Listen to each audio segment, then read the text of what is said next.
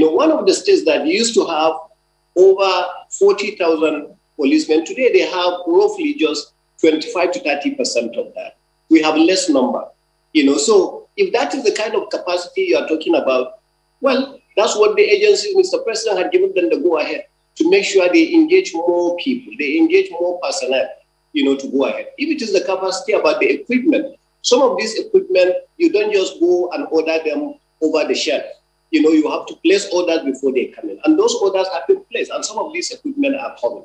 So when you say capacity in what aspect of it? Even if you bring somebody else to come from outside, they have to understand your environment. We are having our personnel that actually understand the environment, and they are doing the best they can.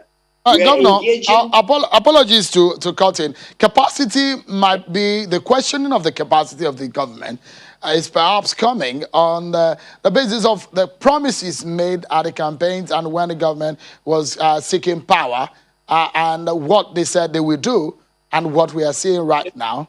And that's why I asked if those who are saying, is the government living up to promises that he made and when he was seeking office?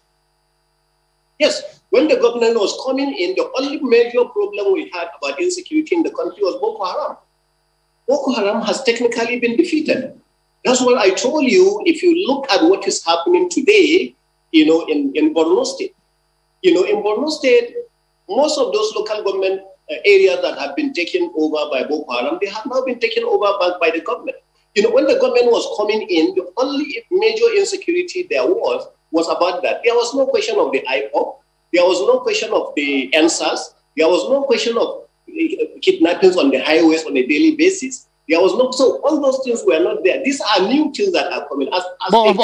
So sorry again. The question will be: how did the government allow all of these things to degenerate to this point? Government did not allow anything to degenerate. For instance, take the issue of the banditry we have today in Nasarawa State. Most of those bandits that were dislodged from places like Borno, Anyobe, a lot of them actually found their ways through the security to come to places like Nasarawa today to go and gather themselves at a place called Utu.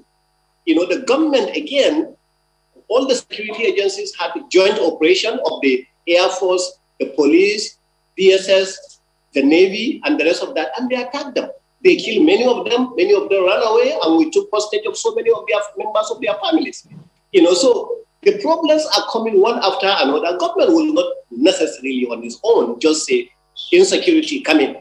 Okay. So these insecurity are issues that are coming. Is it the government that now asks NSAS to start their protest? All right. This NSAS start President Buhari, did the SARS start with him? It's something he inherited. I think those are the issues people look